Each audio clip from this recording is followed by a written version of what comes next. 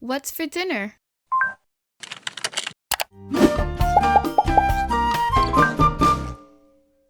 Hey everyone, I'm Chef Z and welcome back to my channel, Chef Z Cooks. Today I have a super fun recipe. We're going to be making Lomo Saltado, which is a traditional and very popular Peruvian dish. It's a mixture of Hispanic flavors and Asian flavors, and they come together to create a dish that is truly phenomenal. Now, like always, stay tuned until the very end of the video where I share some tips and tricks to help you get this recipe right each and every single time. Let's go ahead and get started. Making Lomo Saltado is really easy, and I love that you can definitely make this recipe your own with ingredients that you already have on hand. We're going to start off by making our french fries in the oven, and you can use whatever kind of french fries you want. Just be sure to follow the directions on the package. We're now going to make our sauce for the Lomo Saltado, and we're going to take some Aji Amarillo Paste along with some light sodium soy sauce, and we're going to whisk that all together until it's well combined, and then we're going to set it off to the side. Now, no worries if you can't find Aji Amarillo Paste, just use some red pepper flakes because Aji Amarillo Paste is a beautiful blend of spicy and sweet flavors. Bonus if you can actually find fresh Aji Amarillos. We're now going to start seasoning the meat, and I'm using some thinly sliced sirloin steak. I added just a tiny bit of cumin because a tiny bit goes a long way, some kosher salt, but you can definitely use your favorite seasoning salt, and some fresh black pepper. We're now going to add a lime. Now keep in mind that I usually like to use one whole lime, but my lime was actually fairly juicy and I only had to use half of a lime. Not only that, but you can also marinate your meat using some soy sauce, and I also like to do that from time to time. You now want to mix everything until it's well combined, and we're only going to let it marinate for about 20 minutes. Now the beautiful part about this dish is that this dish comes together in no time, so I definitely urge you guys to have your mise en place and all your ingredients ready before we even start cooking because we won't have any time to multitask.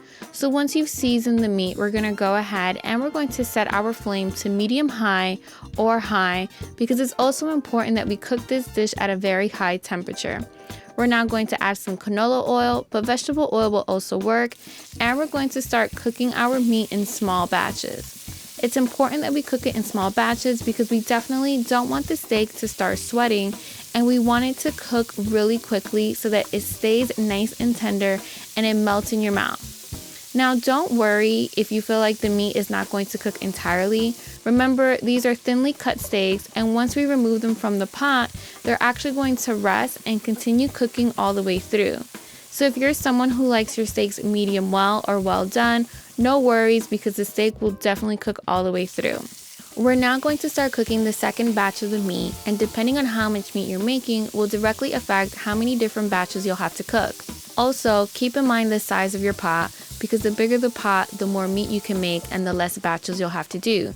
However, regardless of the size of your pot, you definitely do not want to overcrowd it because we want this meat to cook really quickly and not release its own juices.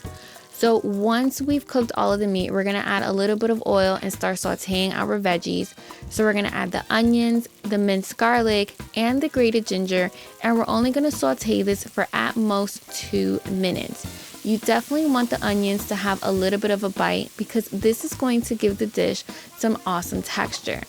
So once you've sauteed the veggies, we're now going to add our diced plum tomatoes, and we're only going to saute this for at most 30 seconds.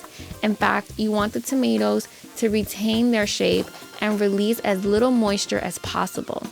We're now going to add our cooked sirloin steak, which has rested and finished cooking all the way through, and we're going to toss that with the veggies. And let me tell you something, this is where everything starts to come together and smell amazing. So once you've mixed in the meat, we're now going to add our sauce, and this is where those Asian flavors and those Hispanic flavors truly come together and this Lomo Saltado comes to life. So we're going to mix in that sauce, and once it's well mixed in, we're now going to add the french fries. Now you have two options here. You can add the french fries just like I did right here, or you can actually keep them off to the side. And once the dish is finished, you want to go ahead and pour all of this meat and the sauce and veggies over the french fries, and that's totally up to you. So once everything's mixed in, we're going to add just a little bit of freshness by adding some freshly chopped cilantro, which is going to give this dish beautiful color and beautiful flavor. And afterwards, you want to go ahead and serve this dish while it is piping hot because it will truly taste amazing. Feel free to pair this with some white rice or your favorite side dish and veggies. So there you guys have it, my recipe for Lomo Saltado. If you have any questions, comment below. And until next week, I'm Chef Z y buen provecho. Alright guys, here are some quick tips and tricks to help you get the perfect Lomo Saltado each and every single time. For my first tip, you want to cut your meat, preferably a sirloin steak, against the grain. And that's really easy. All that means is you want to take your sirloin steak or whatever cut of meat that you're using, you want to look at it and you want to see which direction the grain is going. So if it's going horizontal, you then want to cut it vertically or vice versa. Now the benefit of doing this is that your meat comes out super tender. Now let's say that you cut the meat with the grain, you're actually toughening the meat, and because this dish moves along so quickly, we don't have enough time to actually stew the meat, which is a great way to tenderize meat that's super tough, which is a completely different video and a completely different dish.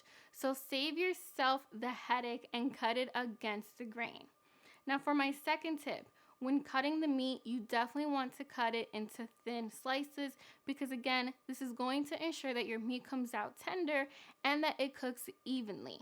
For my third tip, when cooking Lomo Saltado, it's best to cook this on a medium-high to high flame. Because remember, this dish is essentially a stir fry and it comes out best when you cook it on high heat because it locks in flavor and it also locks in color. For my fourth and final tip, make sure that your mise en place is ready to go.